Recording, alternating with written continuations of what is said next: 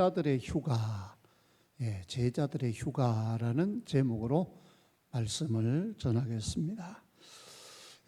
연일 무더위가 계속 이어지고요. 아마 지난주가 올여름 들어서 제일 더운 날씨가 이어졌을 것 같습니다.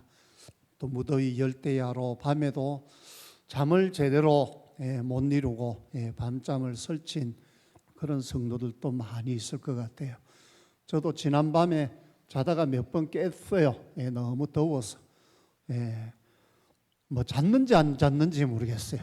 일어나니까 머리가 띵하고 멍하고, 그래도 또 새벽기도 나와야 되니까 또 새벽에 나와서 그렇게 했는데, 우리 성도님들 역시 많이 힘든 시간 보내고 있을 것 같습니다. 또 이미 지난 주간에 자녀들과 가족들과 함께 휴가 다녀오신, 짧은 시간이라도 이미 휴가 다녀오신 분들도 계신 걸로 알고 있습니다.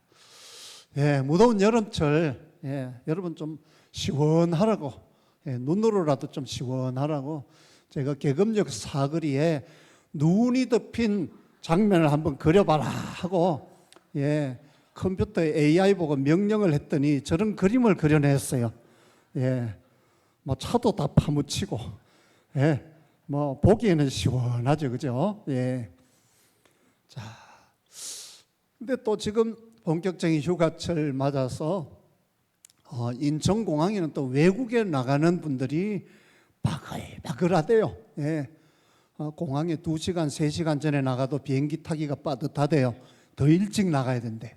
사람들이 너무 많아서 발 디딜 틈이 없을 정도로 저렇게 많은 분들이 또 해외로 휴가를 떠나고 있습니다.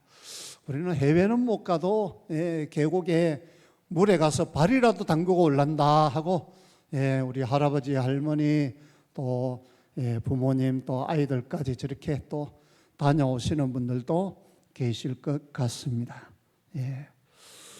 여름 무더위 하면 또 휴가라는 말이 붙어 있어요. 왜 휴가 가죠? 너무 더워서 일을 할 수 없으니까 쉬는 거예요. 그죠? 그래서 회사도 공장도 며칠 문을 닫고 근로자들 다 그냥 일하지 말고 그냥 쉬었다 와라. 일을 해봐야 능률도 오르지 않고 힘드니까 좀 쉬었다가 다시 시작하자, 그런 의미에서 휴가를 줍니다.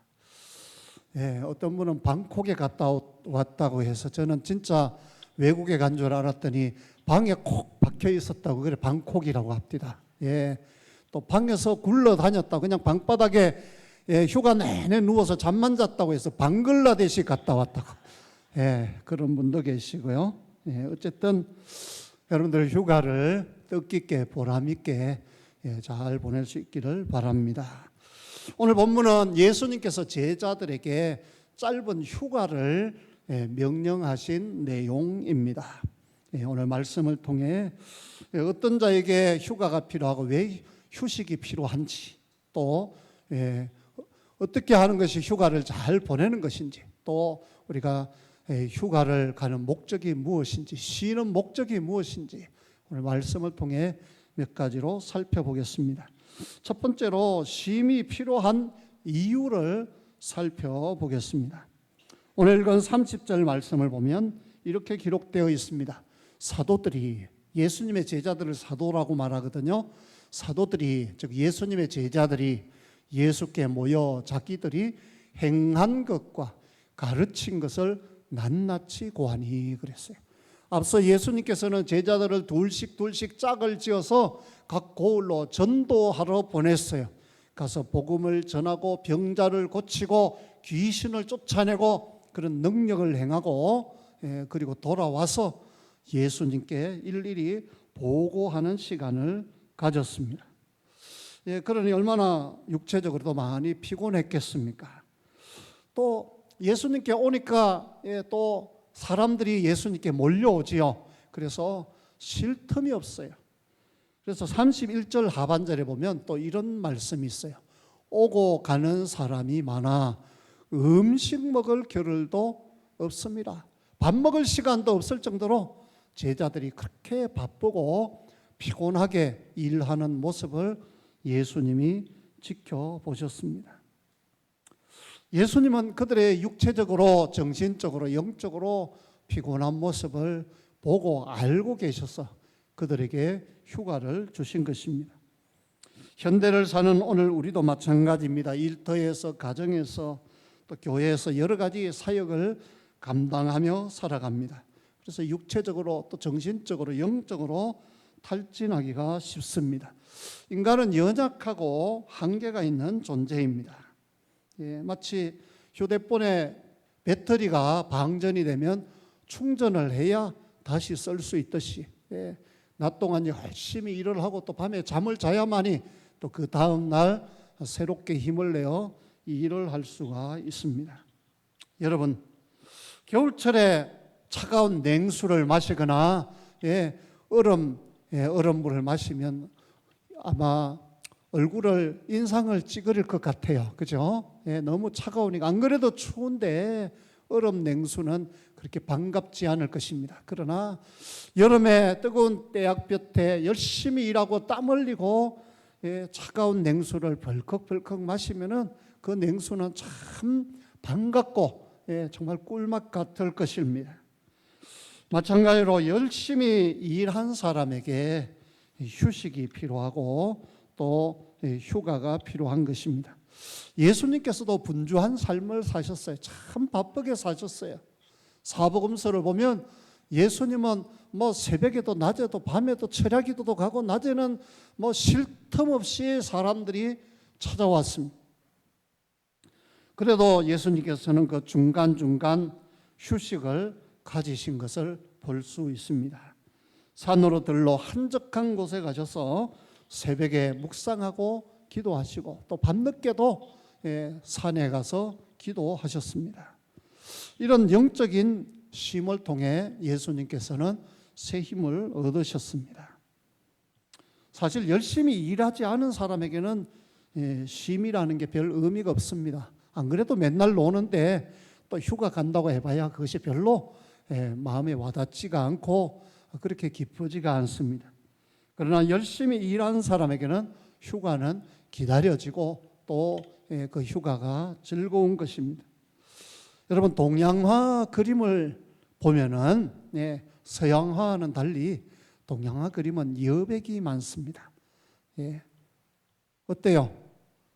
그림보다 빈칸이 더 많죠. 그죠? 그래서 동양화는 여백의 미라고 해요. 우리 생각에는 저 하얗게 보이는 부분도 다 주변에 있는 풀 색깔 이런 것들을 다 잔디 색깔을 칠을 하면 완벽할 것 같은데요. 주변에 있는 하얀색으로 되어 있는 저 여백에다가 칼라로 사진처럼 색을 다 칠해 놓으면 저런 맛이 안 나요. 저렇게 여백을 두고 대나무만 탁 그려놓으면 대나무가 아주 강조가 되고 또렷이 드러납니다. 그죠? 야, 저건 대나무구나. 마디마디 또 잎사귀가 참 강렬하구나 하고 와닿게 됩니다. 저건 난 마음에 안 들어. 그래서 여백에다가 주변에 색을 잔뜩 채워보세요.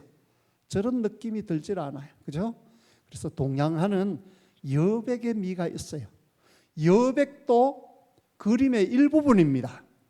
저게 다 그린 거예요. 저게 덜 그린 게 아니고 동양화는 저게 다 그린 거예요. 왜요? 여백을 많이 두어야 그림이 돋보이고 강조가 되고 눈에 탁 띄는 것입니다. 하나님이 만드신 창조물에도 쉼표가 있습니다. 하나님은 태초부터 쉼표를 만들어 놓았어요. 예를 들면 하나님께서는 낮과 밤을 창조하셨습니다. 그래서 낮에는 우리가 활동하고 일을 하고 또 밤에는 쉬도록 하셨어요. 그게 하나님이 만드신 창조 질서입니다.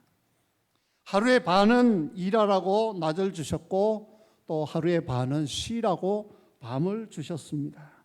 쉬는 것도 하나님의 뜻입니다. 제대로 쉬지 않는 것, 그래서 하나님이 주신 건강을 지키지 못하는 것, 그것도 죄라고 할 수 있습니다. 하나님의 창조 질서를 지키지 않는 것입니다. 또한 엿새 동안 힘써 일하고 일회째 되는 날은 쉬어라 하고 하나님은 우리에게 안식일 주일을 주셨습니다. 그런데 주일도 제대로 쉬지 못하고 하나님 앞에 나와 예배도 못 드리고 그렇게 일만 하는 인생들, 그 사람들은 하나님의 창조 질서대로 살지 못하는 자들입니다. 우리가 주일날 교회에 나와서 하나님께 예배 드림으로 우리의 영과 육체가 새롭게 되고 또 더 건강해지는 것이 하나님이 주시는 참된 안식이고 휴식입니다. 예. 하나님을 믿지 않는 자들은 주일날 그냥 집에서 낮잠이나 자고 또 등산이나 낚시나 이렇게 여가를 즐길 수도 있지만은, 그러나 우리가 주일날 이렇게 하나님께 예배하러 나오는 것은 영적인 안식이요 또 하나님이 주신 쉼표를 지키는 것입니다. 이 안식을 통해, 예배를 통해 우리 영이 새롭게 되고 충전되고 또 하나님이 우리를 복 주시는 그런 주일인 것입니다. 우리 몸에서 가장 바쁘게 많이 일하는 부분이 뭘까요? 심장이라고 합니다. 심장. 예. 그림을 그리면 아마 저런 모습일 것 같아요. 그죠? 우리 몸의 가장 가슴의 중심에 들어있어서 한시도 쉬지 않고 계속 뜁니다. 1분에 60번 뛴다고 하면 1시간이면 무려 3,600번을 뜁니다. 하루면 86,400번을 뜁니다. 1년이면 3,153만 6천번을 뜁니다. 일생이 80년을 산다면 어마어마하게 많이 뜁니다. 그런데 따지고 보면 심장도 계속 뛰는 게 아니에요. 쿵, 쿵, 쿵. 중간에 쉬는 시간이 있어요. 계속 뛰는 게 아니라 그 말이에요. 예. 프랑스의 한 유명한 수도원에서는 멈춤의 시간을 가장 중요하게 그렇게 생각한다고 합니다. 수도사들이 아무리 중요한 일이 있어도 정해진 시간이 되면 모든 활동을 다 멈추고 기도하며 묵상합니다. 그들은 멈춤의 시간을 통해 하나님과 깊이 교제하고 자신의 영혼을 돌아봅니다. 예. 여러분, 병든 사람의 두 가지 증상이 있는데요. 우선 첫째는 목적 없이 바쁘고 분주한 삶을 사는 것이고요. 둘째는 하나님을 묵상함으로 자신의 영혼을 정비하고 관리할 수 있는 시간을 가질 수 없을 정도로 빡빡한 스케줄을 가지고 있는 것입니다. 한마디로 말해 인생에 쉼표가 없는 거예요. 제가 언젠가 그 북옥 하와이인가요? 옛날에 그 온천 크게 하는 거기 온천탕에 갔더니 떼미는 아저씨가 있었어요. 그래서 물어봤어요. 아저씨는 언제 쉬어요? 그러니까 쉬는 날이 없대요. 그래서 제가 물어봤어요. 일요일 날 안 쉬어요? 그러니까 안 쉰대요. 그러면 명절은요? 그러니까 명절도 안 쉰대요. 그럼 언제 쉽니까? 그러면 아프면 쉰대요. 예. 제가 속으로 이 아저씨 진짜 돈독이 올랐다 그런 생각이 들었어요. 왜냐하면 안 쉬고 그렇게 계속 일을 하면 사람이 견뎌낼 수가 없잖아요. 그죠? 노동의 강도가 세면 몸이 감당할 수가 없는 거예요. 하나님이 일주일에 하루 쉬라고 그렇게 창조 질서를 정해 놓았는데 그걸 안 쉬고 1년 내내 그렇게 돌아간다면 몸에 탈이 나는 것입니다. 우리가 악보를 봐도요, 쉼표가 중간중간에 있어요. 한번 악보를 하나 띄워보세요. 중간중간에 쉬는 데가 있어요. 쉼표가 있어요.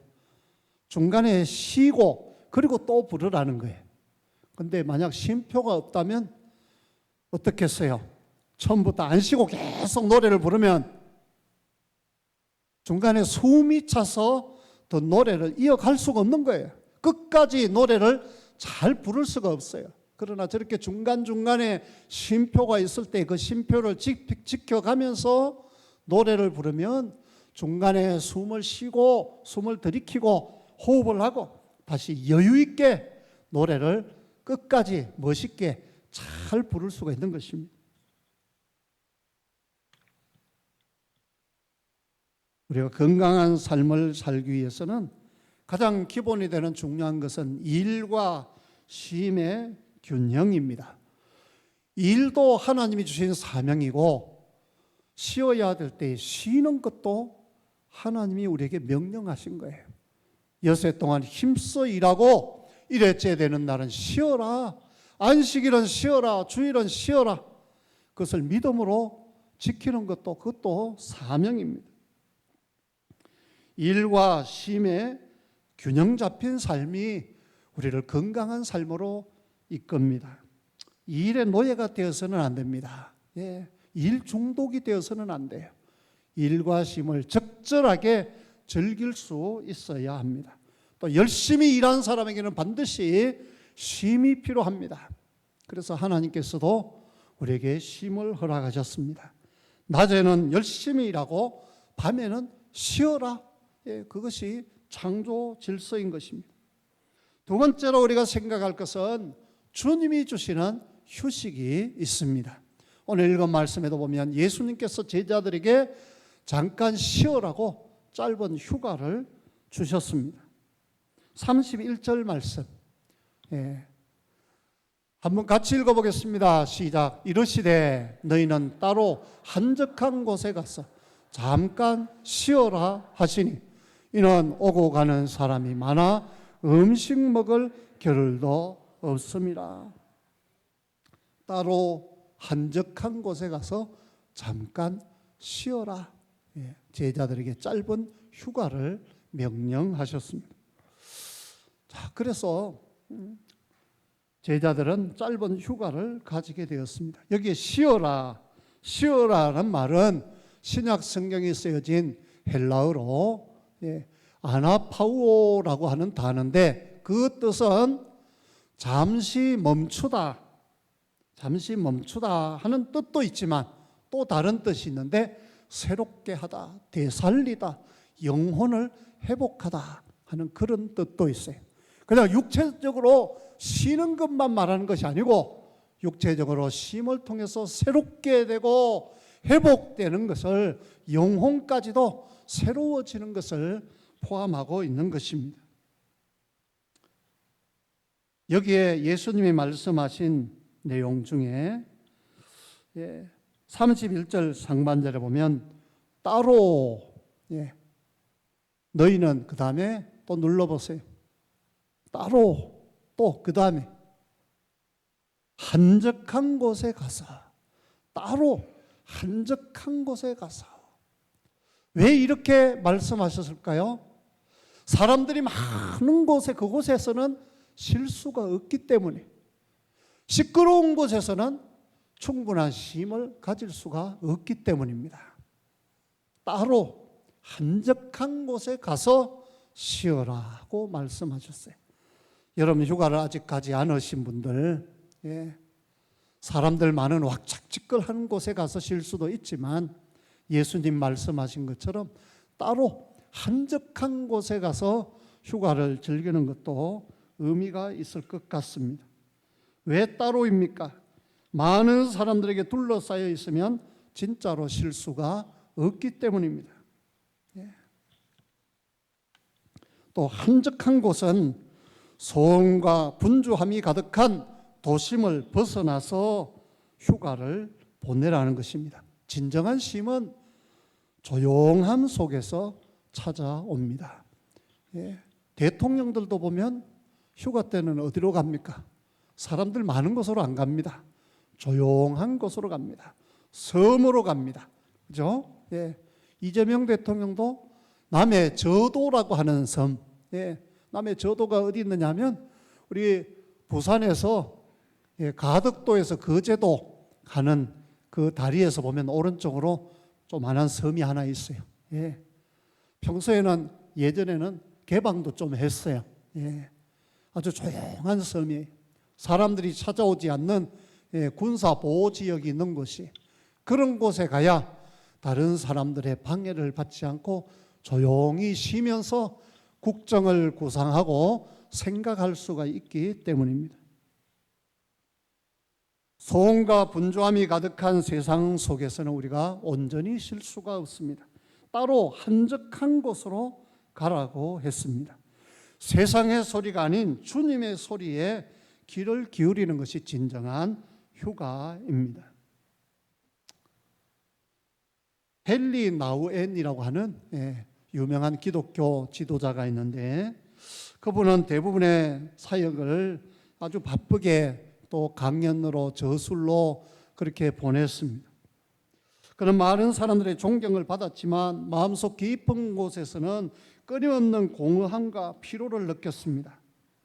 그러다 어느 날 그는 갑자기 모든 것을 다 멈추고 다 내려놓고 장애인 공동체인 라르슈에 들어갔습니다. 그곳에서 그는 화려한 강연이 아닌 한 사람의 장애인을 돌보는 단순한 삶을 살았습니다.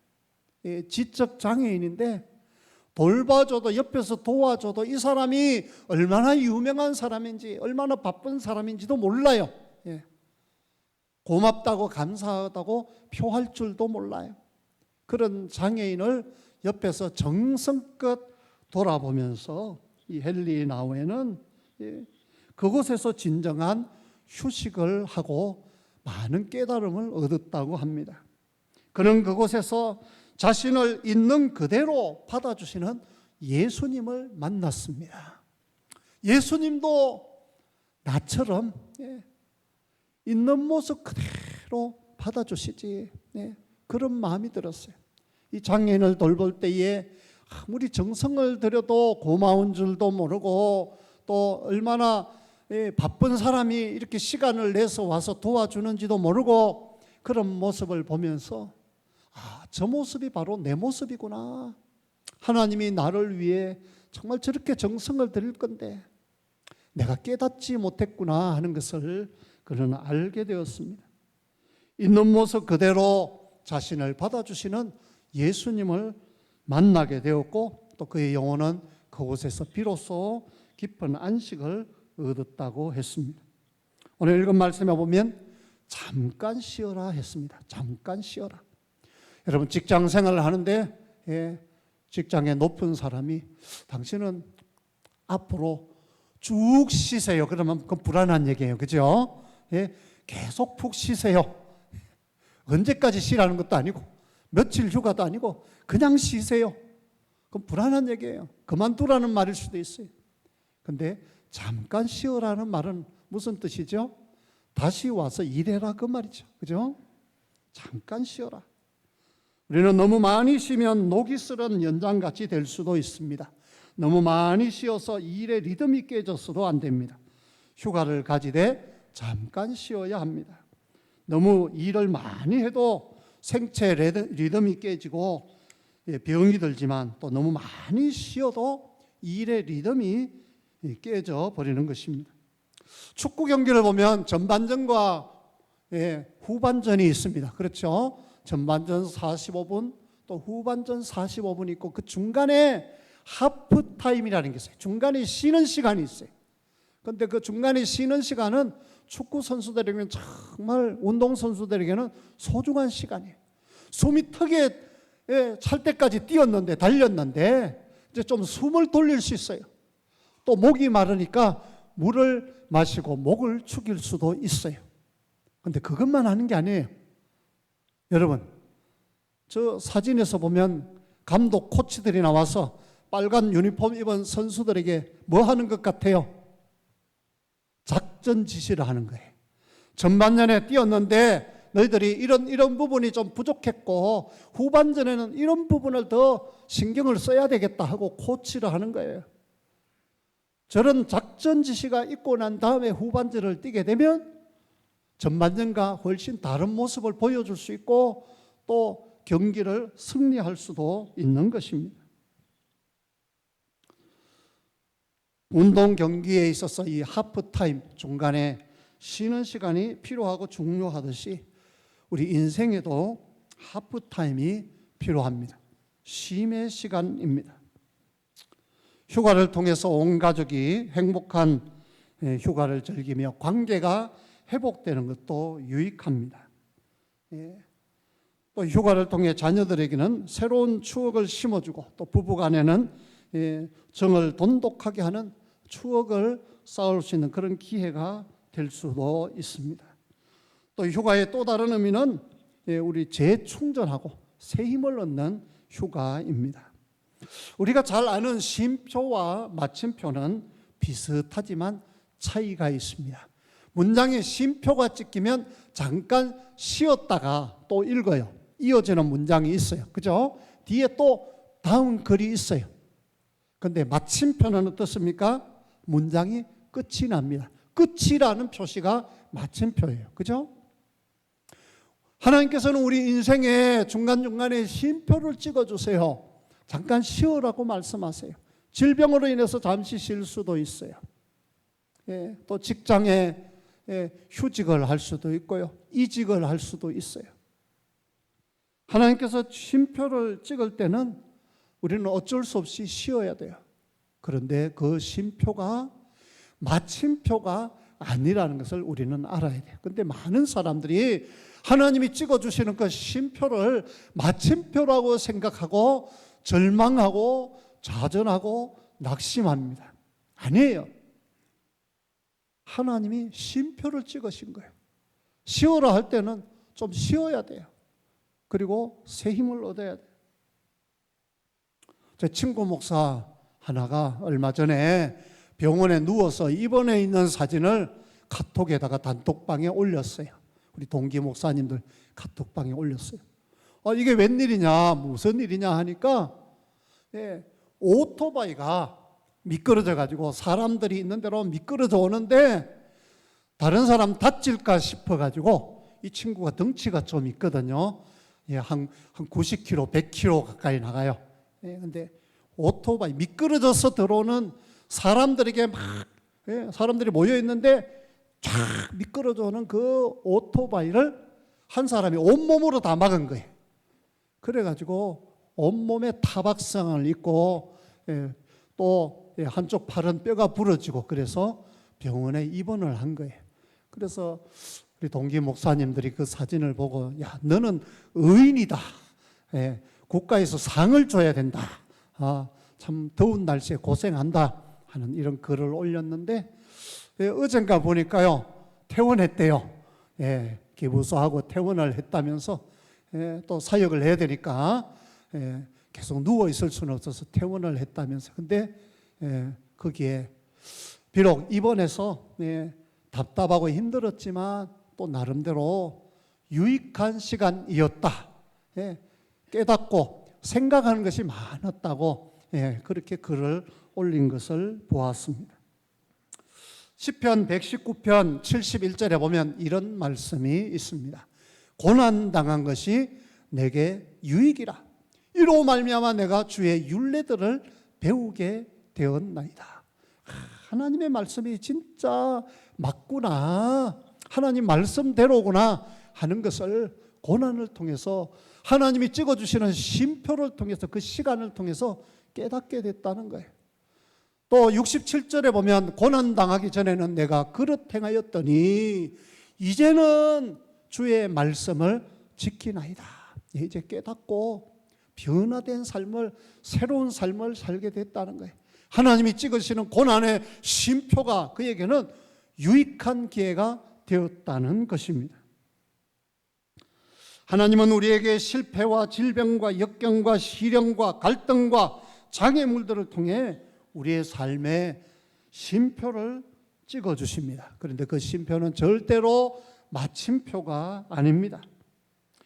성공은 영원하지 않고 실패도 마지막이 아닙니다.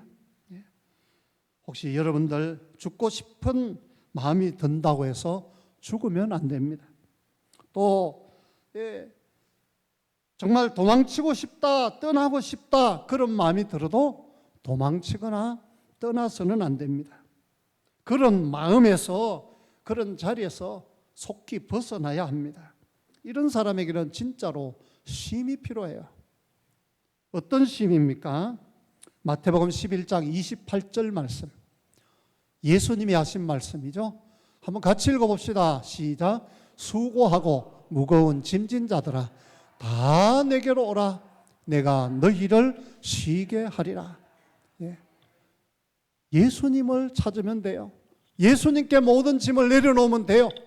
그러면 예수님께서 우리의 마음에 참된 쉼을, 안식을 허락해 주십니다.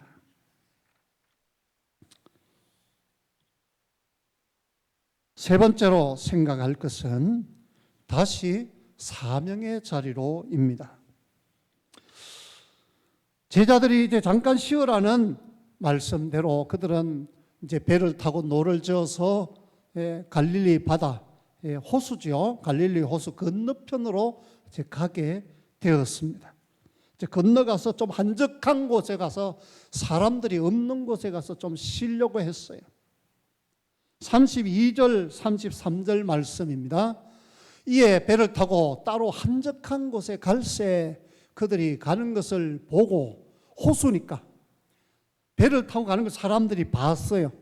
보고서는 어떻게 했느냐? 많은 사람이 그들인 줄 안지라, 즉 예수님과 제자들인 줄 알아봤다 그 말이에요. 모든 고을로부터 도보라는 말은 뭐예요? 걸어서, 두 발로 걸어서 그곳에 달려와 그들보다 먼저 갔더라. 먼저 도착해 있더라 그 말. 배를 타고 여유 있게 쉬면서 이제 호수 건너편으로 가고 있었는데 이 모습을 본 많은 사람들이 달리고 뛰고 그래가지고 맞은편으로 와서 미리 와서 벌써 기다리고 있는 거예요. 여러분 같으면 어떤 생각이 들겠어요? 예수님이 좀 쉬라고 했는데, 휴가 가는데 사람들이 맞은편까지 달려와서 그곳에서 또 기다리고 있어요. 아이고 귀찮아라, 좀 쉬려고 했는데 제대로 쉬지도 못하는구나, 우리는 쉴 수 있는 자유도 없나, 그런 말을 할 수 있고 짜증을 부릴 수도 있어요. 근데 여기서 중요한 것은 예수님의 반응입니다. 예수님이 어떻게 했느냐 하는 것입니다. 34절 말씀입니다. 34절 말씀. 예수께서 나오사 큰 무리를 보시고 그 목자 없는 양 같음을 인하여 불쌍히 여기사 이에 여러 가지로 가르치시더라.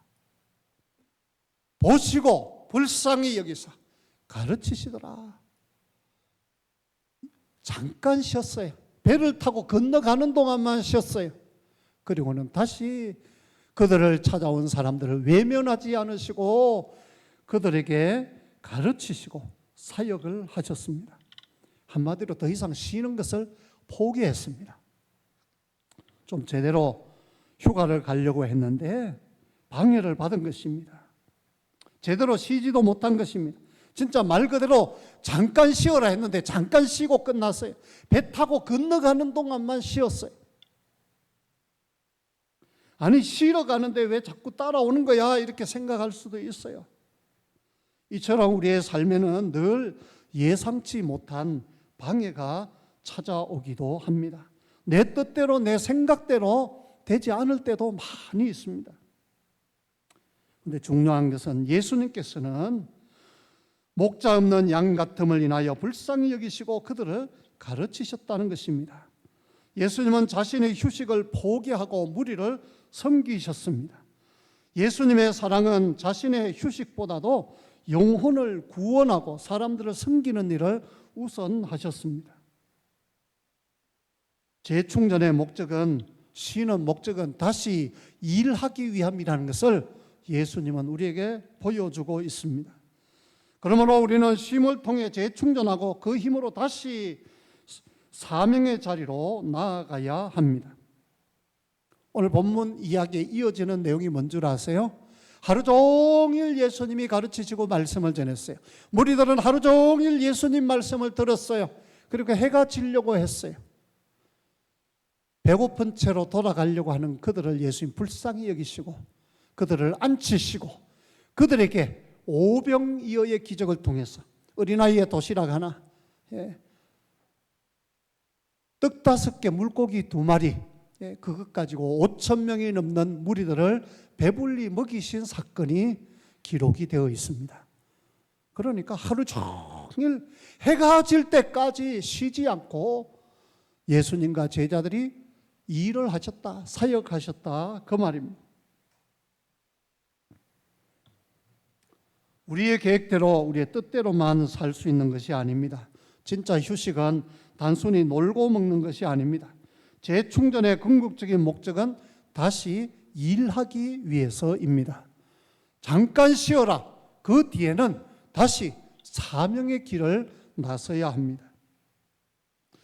많은 교회 성도들이 교회학교, 여름 성경학교, 또 여름 수련회로 봉사한다고 여름 휴가도 희생하고, 여름 휴가도 교회 사역에, 교회 일에 다 쓰고 다시 일터로 복귀하는 그런 경우도 있어요. 어떻게 보면 1년에 한 번뿐인 휴가인데 그렇게 쓰고 나면 휴가가 없지 않느냐, 그렇게 말할 수도 있어요. 그래도 그 마음에는 기쁨이 있고 감사가 있습니다. 보람이 있습니다. 왜요? 주를 위해, 하나님이 기뻐하시는 일을 위해 헌신하고 일했기 때문입니다. 성도 여러분, 올여름 여러분의 휴가는 어떤 모습이기를 원하십니까? 세상이 주는 즐거움에 빠져 더 지치게 만드는 그런 휴가가 아니라 예수님 안에서 따로 한적한 곳에 가서 조용히 생각하고 주님을 만나고 묵상할 수 있는, 또 여러분이 앞날을 계획하고 미래를 준비할 수 있는 그런 유익한 휴가가 되기를 바랍니다. 또 여러분의 영혼이 새로워지는 휴가가 되기를 바랍니다. 새 힘을 얻어서 다시 사명의 자리로 나아갈 수 있는, 더 힘있게 일할 수 있는 그런 휴가가 되기를 바랍니다. 또 사정의 여름 휴가를 가지 못하는 분들도 주일을 통해서, 또 여러분의 여가 시간을 통해서 이런 충전의 시간을 가질 수 있기를 바랍니다. 오늘 저는 제자들의 휴가라는 제목으로 말씀을 전했습니다. 열심히 일한 후에는 우리에게 쉼이 필요합니다. 잠깐 쉬어라. 따로 한적한 곳에 가서 잠깐 쉬어라. 주님께서도 제자들에게 짧은 휴가를 주셨습니다. 적절하게 또 유익한 그런 복된 휴가가 되기를 바랍니다. 또 주일이 여러분에게는 일주일에 모든 피로를 풀 수 있는, 새롭게 충전할 수 있는 그런 영적인 휴가가 되기를 바랍니다. 또한 그 휴식 이후에 새 힘을 얻어 다시 사명의 자리로, 일터로, 기쁨으로 힘있게 달려나갈 수 있는 저와 여러분 될 수 있기를 주님 이름으로 축원합니다. 우리 다 같이 찬송가 526장을 부르